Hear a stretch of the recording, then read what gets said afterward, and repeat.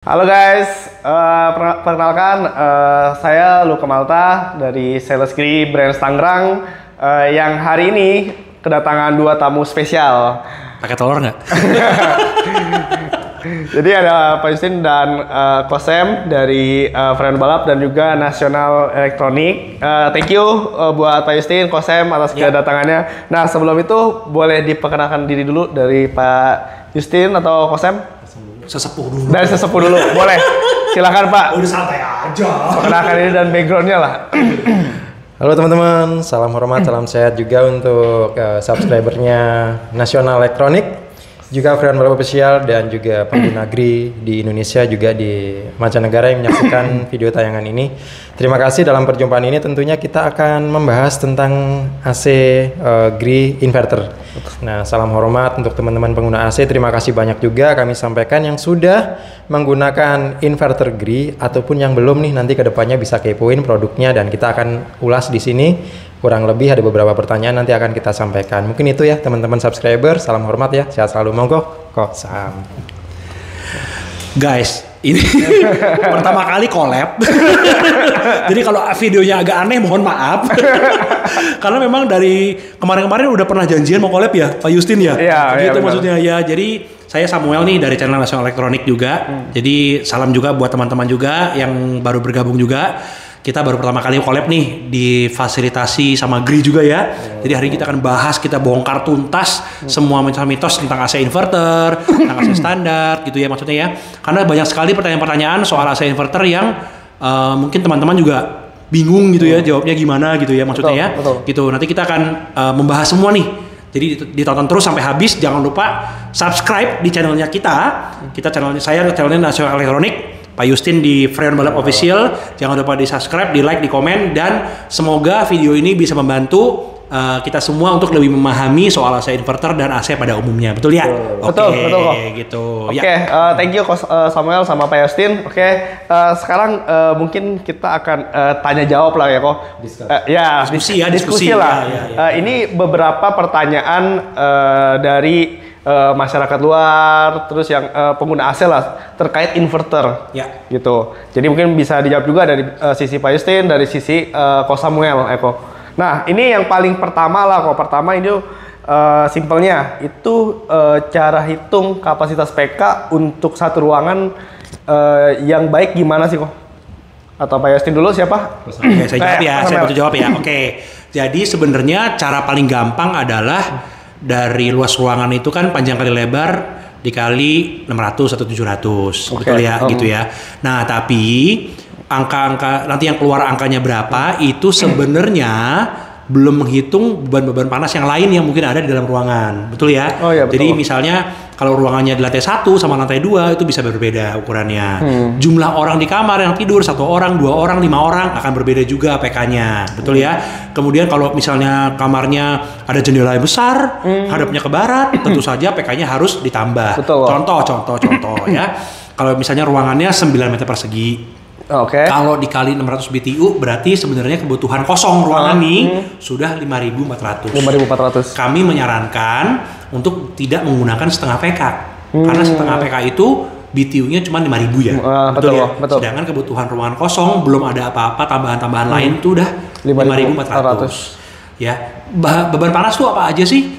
Simple, semua yang menghasilkan panas. Sampai lampu, TV, charger handphone itu semua menghasilkan panas. Betul ya? Betul. Jadi kalau misalnya di kamar 3x3 pakai setengah PK, bisa dingin nggak? Dingin. Tapi ingat, kenapa? Karena AC itu ada capacity loss. Setiap tahun powernya akan berkurang. Ya, analoginya adalah misalnya kalau beli mobil nih, beli mobil baru 100 tenaga kuda. Nanti 3 tahun lagi tenaganya nggak 100, masih turun. AC pun sama, akan ada capacity loss. Kurang lebih 10%. Kurang lebih. Ya itu kurang lebih 10%. Jadi kalau sekarang pakai ruangan 3x3 pakai setengah PK dingin nggak? Dingin. Nanti 3 tahun lagi bisa kurang dingin. Bukan salah AC-nya, bukan salah brandnya, bukan. Tapi memang ada capacity loss di AC-nya. Jadi pertama kali beli udah 5.000-an BTU, nanti pada saat sejauh berjalannya waktu BTU-nya akan berkurang. Karena umur komponen nggak bisa dibohongi. Begitu. Jadi lebih baik, apalagi kalau kita membahas soal inverter ya, lebih baik PK-nya lebih besar. Di up. Gitu maksudnya ya. Kenapa? Karena nanti kalau di up sedikit dia akan lebih cepat turun listriknya. Karena BTU-nya kan lebih tinggi, powernya lebih tinggi, dia akan kerjanya lebih enteng dan lebih cepat turun listriknya. Nanti kita bahas lebih lanjut di pertanyaan selanjutnya ya. Oke, gitu. Siap. Mantap banget, Coach Sam. Thank you jawabannya. Oke, Pak Justin, gimana? Dari Pak Justin, ada mau tambahan nggak? Seputar cara hitung kapasitas? Kalau dari segi ukuran luas ruangan yang disampaikan Coach Samuel itu udah betul ya kalau menurut saya. Nah, ada tambahan. Tambahnya dari saya itu segi penempatan. Segi penempatan itu contohnya luas ruangan di lantai dasar yang tempatnya teduh tanpa paparan matahari. Tadi disampaikan juga yang menimbulkan panas, suhu tubuh, lampu, dan ruangan itu kegunaan untuk apa dulu. Contohnya luas ruangan cukup setengah PK untuk di lantai dasar yang teduh, tapi saat kita pemasangannya di lantai 2, lantai 3 paparan matahari mungkin atapnya seng, asbes, itu akan mempengaruhi nilai panas dari luar ruangan. Dan kita harus dipertimbangkan. Karena tidak sedikit customer ini memvonis brand A, brand B jelek. Nanti Gree jelek nih, bahwasanya apa yang statement negatif seperti itu tidak semuanya benar. Dan ada satu kasus yang saya ungkap itu yang kejadian salah satu subscriber kami itu di Sangiang yang menggunakan F1S setengah PK yang tadi saya sempat ceritakan itu di lantai 2. Antara plafon dan atap itu jedanya sedikit sehingga cepat terserap ke plafon dan tersebar ke dalam ruangan. Ruangannya untuk luas ruangannya memang cukup menggunakan setengah PK, namun di lantai atas paparan matahari tinggi dipakainya untuk siang hari pula. Di situ akan berat. Makanya di sini tugas-tugas kami ini sebenarnya bukan menggurui tapi membantu mengedukasi supaya nanti tidak menyalahkan brand seperti itu. Itu sih tambahan dari saya. Oke, mantap banget Pak Justin tambahannya. Thank you. Oke, sebenarnya guys, kadang-kadang kalau kita customer suka nanya, "Pak, kamar saya butuh berapa PK?" Kalau kita kadang-kadang PK-nya agak besar, jangan marah, kita maunya untung banyak. Karena memang beberapa panas itu memang harus kita kasih tahu dan kita hitung, ya. Jangan nanti kita udah sebenarnya butuh 1 PK cukup, terus kita pakai 1 PK ternyata tidak dingin karena ternyata pas kita datang ke sana, wah atapnya asbes atau udah beton, ya kan, mataharinya nyentrong banget gitu, terus nanti kita disalahin, betul ya, gitu ya. Makanya kadang-kadang kita bukan mau untung banyak dengan gede-gedein PK, enggak gitu maksudnya. Kita selalu berusaha ngasih yang terbaik untuk customer, betul ya? Karena kalau beli AC nanti kalau nggak dingin yang dimarahin kita. Nyalain brand, nyalain kita. Betul ya maksudnya ya, gitu sih sebenarnya ya. Oke, thank you Mas Em. Sangat mantap banget. Oke, ini pertanyaan kedua. Kan kita lagi bahas inverter nih sama Pak Justin. Itu inverter cocoknya di ruangan mana aja sih? Apa semua ruangan cocok pakai inverter atau gimana? Ada tanggapan nggak terkait ini? Gimana? Saya dulu. Oke. Kalau dari saya, memang inverter paling baik digunakan di ruangan yang nyalanya lama dan kondisinya tertutup. Ya, itu yang paling paling bener lah, paling maksimal bisa hemat listriknya. Ya, di ruangan tertutup dan nyalanya lama. Jadi seperti kamar tidur yang nyala semalaman gitu maksudnya ya. Yang kalau misalnya Sabtu Minggu nggak kemana-mana, cuma Netflix-an di rumah seharian gitu maksudnya. Mager gitu ya maksudnya ya. Jadi memang lebih baik bukan lebih baik sih, wajib pakai inverter untuk ruangan-ruangan seperti itu. Tapi untuk ruangan terbuka seperti ruang keluarga, ruang tamu, ruang makan, pakai inverter lebih hemat nggak? Lebih hemat, tetap lebih hemat dibanding pakai AC non inverter. Cuman memang karena tujuan pakai inverter itu kan menghemat listrik ya. Betul. Sedangkan harganya lebih mahal dibanding AC standar. Kadang-kadang customer kami suka nanya, "Pak, balik modalnya berapa lama, Pak?" Betul ya. Kalau dipakainya di kamar, balik modalnya akan jauh lebih cepat dibanding di ruangan terbuka. Gitu, terutama karena semakin besar PK-nya, harganya perbedaannya semakin jauh. Kalau yang setengah PK inverter dengan yang standar, harga mungkin beda harganya cuma 1 juta atau di bawah 1 juta. Kalau 2 PK bisa hampir 2 kali lipat harganya lebih mahal. Betul kan? Nah, kenapa bisa sampai seperti itu? Kenapa? Karena contoh nih AC 2 PK standar misalnya wattnya 1500. Betul ya? Kalau inverter bisa turun sampai 300 bahkan. Hematnya kan banyak, makanya perbedaan harganya jadi jauh. gitu. Jadi memang kalau di ruangan tertutup dan di kamar tidur memang kami memang bukan mewajibkan sih, memang sebaiknya menggunakan inverter. Kalau untuk ruangan terbuka, kamar tamu misalnya yang memang mungkin nggak setiap hari nyala, ya itu mau pakai inverter boleh, mau nggak juga boleh. Gitu. Nah, Pak Justin gimana? Ya.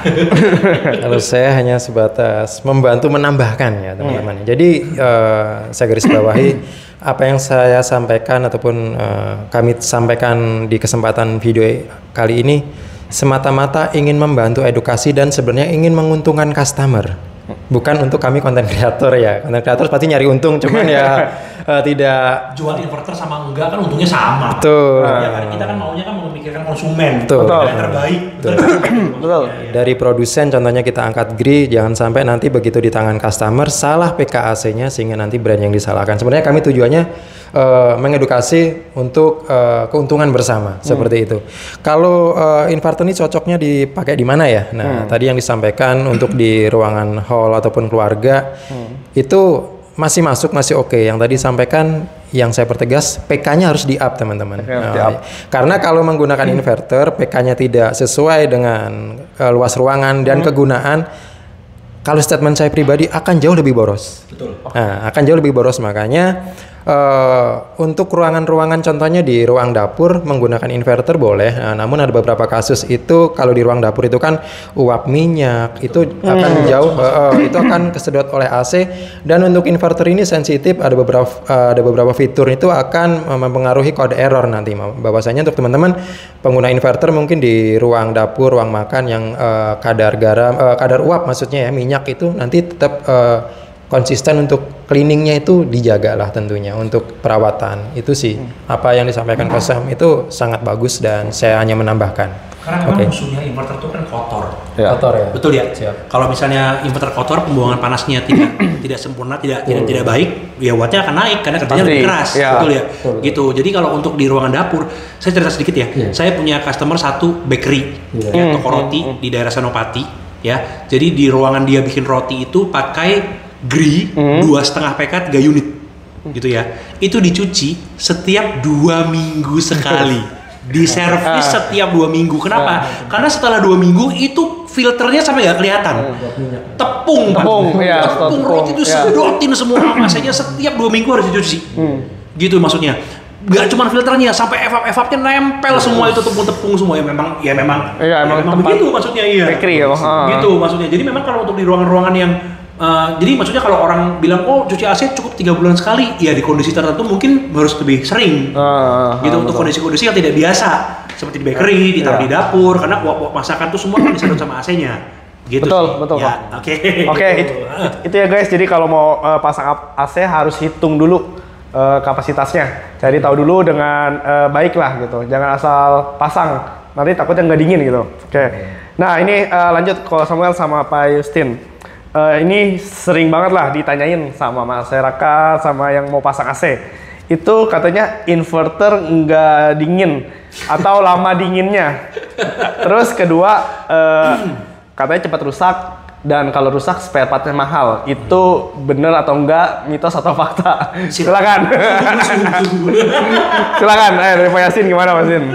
Pertegas lagi, yang pertama apa tadi? Yang pertama inverter katanya lama dinginnya gitu. Terus kedua cepat rusak, dan kalau rusak spare partnya mahal. Bener gak Pak? Oke, nah kalau inverter dinginnya lama, kalau menurut saya, ini saya patahkan, menurut pribadi saya itu tidak.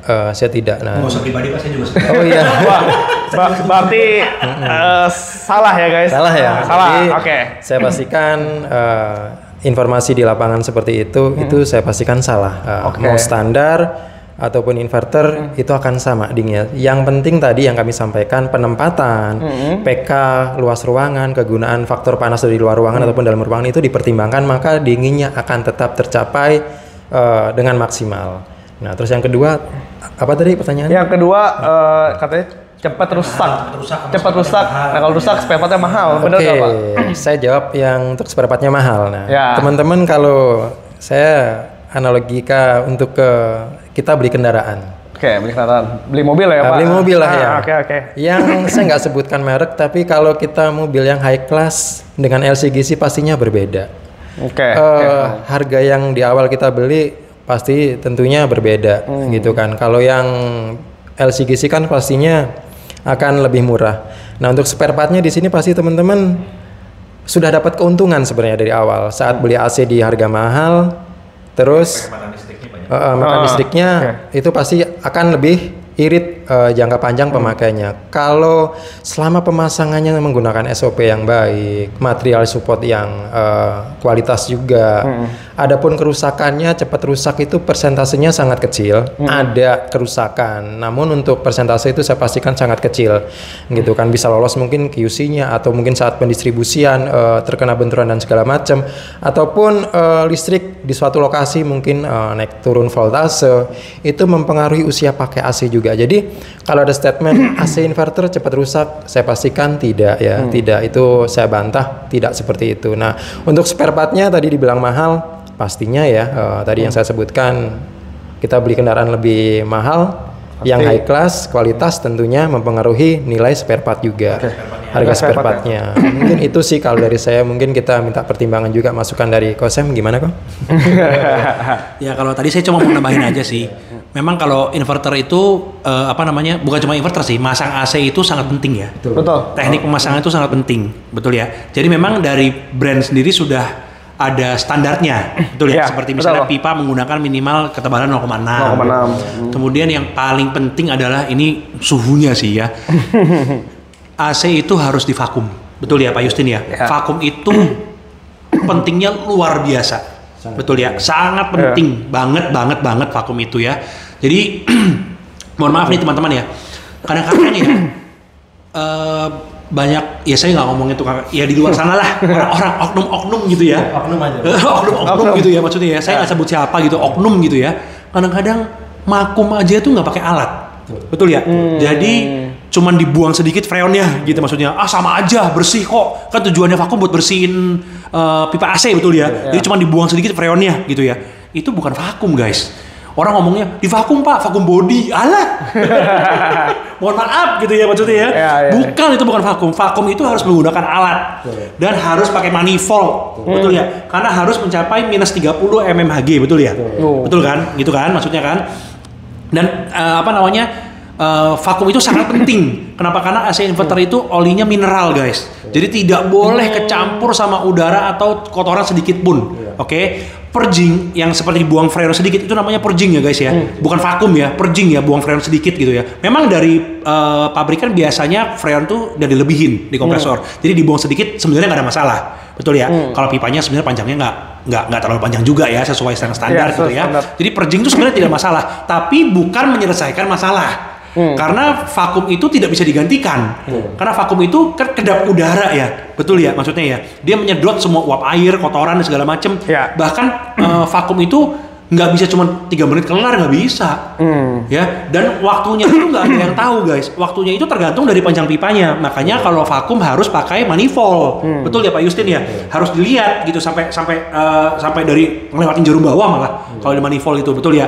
Jadi kalau mohon maaf nih guys, kalau memang kita punya tukang pasang datang nggak bawa alat vakum, mohon maaf ya, mendingan suruh pulang guys.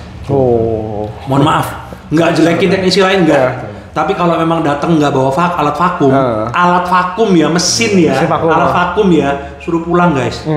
Karena nanti yang merasakan AC jadi tidak maksimal gara-gara tidak divakum, yang merasakan kalian, bukan tukang pasang AC-nya. Betul. Tukang AC-nya mah pulang dibayar gitu maksudnya, betul ya. Diuntungkan. Betul, tetap tukang AC-nya diuntungkan, tapi konsumennya kasihan. Karena AC-nya nggak bisa maksimal kerjanya kalau nggak divakum. Betul. Makanya tadi dari awal ditekankan supaya AC-nya awet, masangnya harus sesuai standar yang sudah ditentukan pabrikan. Makanya kayak Pak Justin gini yang sudah lolos berapa kali training dari semua brand. Ya, tim saya juga semua sudah lolos training juga. Kita pasti mengikuti SOP, betul ya Pak Justin ya. Karena paling penting adalah mengikuti SOP dari pabrikan.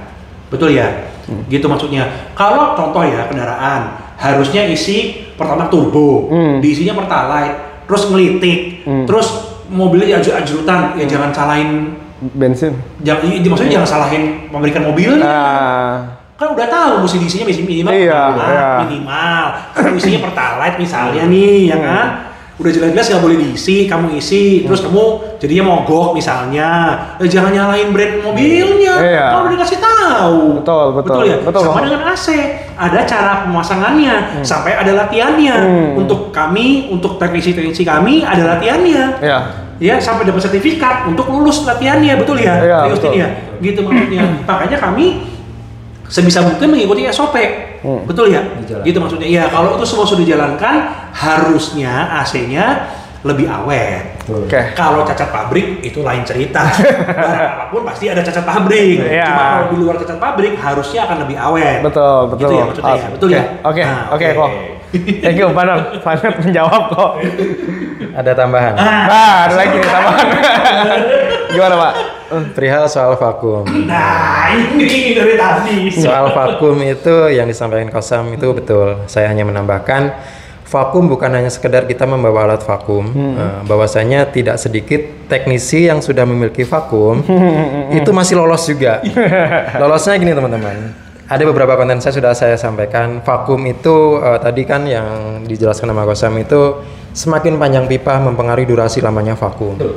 Yang kedua menggunakan manifold di bawah minus di bawah 0 itu sudah mulai tercapai. Namun ada namanya kita vacuum gauge. Vacuum gauge itu untuk membaca kehampaan udara. Nah, karena vakum itu yang disampaikan tadi untuk mencapai kehampaan udara. Nah, kehampaan udara yang saya gunakan itu biasa sampai di 350 mikron. Artinya di bawah 1000 mikron. Nah, jadi untuk mencapai kehampaan udara, karena di dalam pipa instalasi apabila masih ada kandungan udara itu kan berubah menjadi uap air.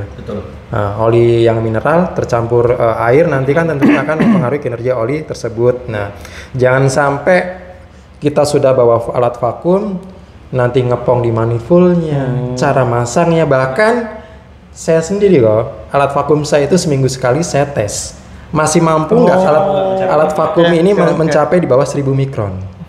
Nah, kadang alat vakum itu juga jangan sampai kita naruhnya tuh kadang terbalik, olinya tercecer, tertumpah, itu juga akan mempengaruhi daya hisap.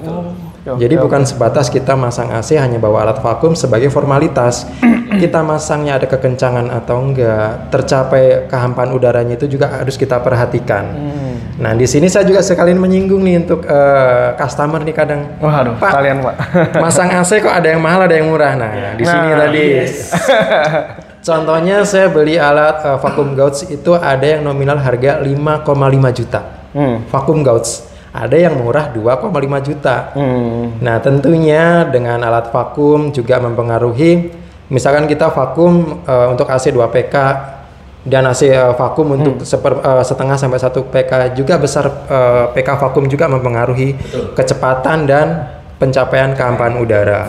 Seperti itu. Jadi mahal dan tidaknya jasa pemasangan tentunya akan diimbangin dengan investasi yang kami sudah korbankan. Kami juga investasi waktu tadi kayak Kosam. Timnya sudah ngikutin pelatihan, beberapa brand sudah diloloskan, dapat sertifikat. Itu kami juga modal. Modal waktu, bayar harga, dan itu akan mempengaruhi harga jual jasa yang kami sampaikan. Jadi jasa pasang tidak bisa disamakan. Oh begitu nanti, karena ada di kolom komentar saya kemarin masang AC sama tetangga saya, padahal sama tetangga 600.000, gila mahal banget itu oknum. Ada yang bilang begitu.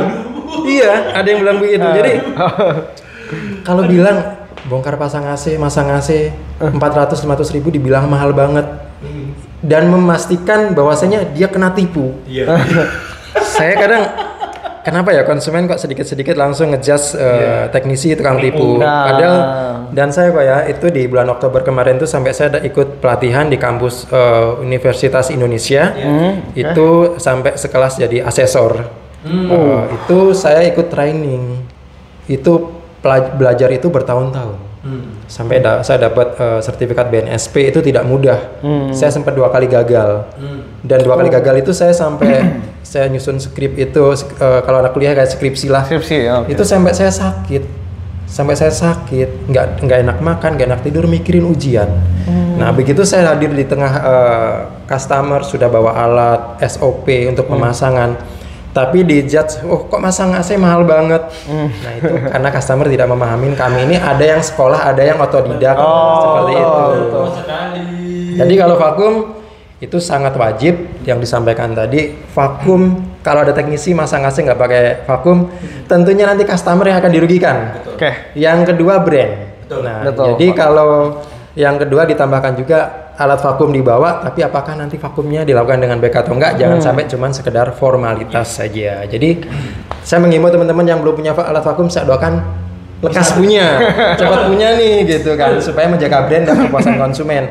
Nanti tinggal teman-teman atur harga untuk cas berapa nih jasanya, tentunya dengan investasi teman-teman gitu untuk menjaga brand dan kepuasan konsumen dan membawa nama baik citra teknisi di dunia tata udara ini. Oke, mantap banget Pak Yasin. Mantap. Oke, thank you. Nah, ini Ko Samuel sama Pak Yasin sekalian bahas teknis.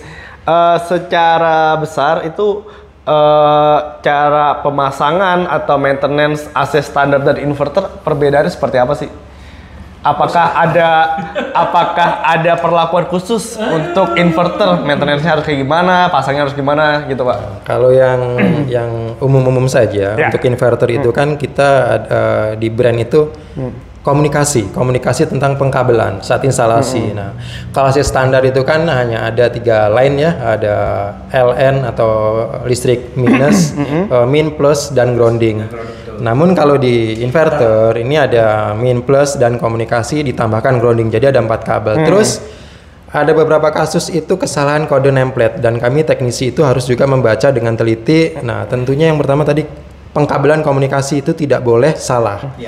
Yang berikutnya apabila saat instalasi itu ada penyambungan kabel, misalkan sudah kita memasang nih di rumah customer udah ada kabelnya, ternyata outdoornya geser, otomatis kan nambah kabel ya, nah, kabelnya akan disambung. Nah, komunikasi kabel itu tidak boleh ngepong, harus benar-benar erat dan isolasinya harus benar-benar rapat. Nah, harus rapat. Apabila ada kebocoran, nanti ada plus dan minnya dan komunikasi itu dia akan deteksi nanti kode error. Kode error. Terus untuk inverter instalasinya tadi ya vakumnya itu bener-bener harus bersih. Harus bersih ya. Inverter harus bersih. Mungkin kalau teman-teman ada yang bilang saya pasang AC inverter itu tidak divakum, dingin aja kok, dingin aja. Teman-teman catat, mungkin dinginnya sebulan, 2 bulan, setahun. Nanti lepas itu akan ketahuan nih. Itu dampaknya. Itu inverter. Nah, terus untuk inverter sendiri AC kan mahal nih inverter. Ya kita gunakan ini inverter ini saat instalasi benar-benar harus dijaga. Jadi SOP-nya harus dijalankan. Yang pertama kualitas material. Materialnya pipanya tadi disampaikan minimal 0,6, vakumnya harus benar-benar bersih dan kabel komunikasi. Mungkin itu yang saya sampaikan. Mungkin kalau ada kurang-kurang nanti saya tambahkan. Mungkin saya geser ke Kosem dulu mungkin. Suhunya udah ngomong, gue mau jawab lagi. Suhunya udah ngomong, ya intinya bener sih guys ya. Tapi maksudnya gini guys ya, jangan berarti kalau dengar penjelasannya Pak Justin terus, aduh ribet amat pakai inverter, nggak usah pakai inverter kali ya. Ya kan nggak gitu, betul kan? Yang perlu di-upgrade kan teknisi pemasangannya ya. Betul, maksudnya masangnya dengan orang yang tepat, betul ya, dengan toko yang tepat, gitu maksudnya gitu loh. Karena memang karena nanti yang merasakan manfaatnya adalah konsumen ya, betul ya. Makanya dari awal kalau memang sudah mulai orang yang tepat, semua SOP sudah dijalankan seperti tadi saya bilang, nggak ada, harusnya minim masalah lah, betul ya, minim masalah lah gitu. Jadi kalau untuk pemasangan ya udah dijelasin sama Pak Justin tadi, saya sih udah ya oke lah ya. Maksudnya ya, kalian kalau denger ya guys ya, kayak Pak Justin ngomong ya, teknisi nggak sembarangan guys. Ilmunya nggak semua sama. Betul ya. Jadi ya benar. Jadi kadang-kadang kalau kok kalian masang mahal amat sih? Aduh. Kita punya alat mahal. Betul ya. Karena alat itu harganya berbedanya bisa luar biasa. Betul ya. Kunci momen lah, apapun itulah maksudnya ya. Kadang-kadang kita maunya pakai alat yang terbaik. Betul ya. Tasco misalnya. Betul ya. Tasco kan salah satu brand yang paling mahal lah. Biasa lah, betul ya. Maksudnya kualitasnya baik. Betul ya. Nah, kita sudah investasi segitu banyak ya kita juga maunya balik modal kan pasti, betul ya. Ya kita makanya kadang-kadang kalau ditanya, oh kok lebih mahal ya, kita pakai alat yang terbaik, pakai material yang terbaik, orang-orangnya juga orang-orang terbaik yang sudah ikut latihan, yang sudah sekolah, yang sudah training, gitu maksudnya ya. Kita nggak banggain, kita nggak bilang mereka nggak pinter, enggak loh ya. Enggak loh, maksudnya enggak. Cuma kita yang pasti orang-orang kita adalah orang-orang yang sudah sangat mengerti dan sudah memasang sesuai dengan yang brand minta gitu. Intinya seperti itu aja sih, gitu ya. Tambahan. Ya, wah tambahan lagi nih. tambahan paling seneng deh. Ini detail banget guys, detail banget. Perihal soal servis, soal servis kan ada kejadian beberapa kasus tuh, Pak saya punya AC inverter, saya tidak sebutkan merek gitu kan, habis diservis kok error. Nah, ini teman-teman wajib perhatikan, servis AC inverter ada yang mahal, ada yang disamakan dengan AC konvensional. Nah, bahwasanya saat cuci juga itu harus ada ketelitian di mana AC inverter ini untuk fan outdoor itu sudah menggunakan listrik DC dan saat cleaning itu motornya ini kipas outdoor harus ditahan teman-teman. Apabila ngikut kumparan kita semprot kena pressure air itu berputar, itu akan memberikan arus balik dari motor fan outdoor kembali ke PCB electrical si outdoor. Makanya di sini salah satu ketelitian yang harus kami sampaikan. Yang kedua, di outdoor itu ada part PCB. Ada teman-teman tuh, teman-teman saya banyak banget tuh mereka yang profesional kerjanya. Dibuka casingnya, ditutup menggunakan plastik yang berlapis-lapis, dicuci dengan detail bersih menggunakan cleaning sabun, dijaga jangan sampai korsleting. Tentunya harganya jauh lebih mahal. Pasti. Nah, seperti itu. Nah, terus untuk cuci di fan indoor juga itu akan sama teman-teman, ditahan nih kipas fan indoornya. Apabila tidak ditahan, listrik dari sumbernya itu udah dicabut, dia akan menimbulkan listrik DC. Itu akan mempengaruhi nanti di resistor ataupun kapasitor di PCB electrical akan menimbulkan listrik, itu akan menjadi listrik balik dan menimbulkan konslet dan usia pakainya akan mempengaruhi juga. Itu yang saya tambahkan untuk bagaimana perawatan cleaning AC inverter ini, ada yang mahal dan murah, relatif bagaimana cara teman-teman eksekusi untuk safety-nya, keamanan untuk kepuasan si customer dan menjaga brand. Itu sih. Oke, thank you Mas Sin. Podcastnya daging semua sih. Lengkap banget.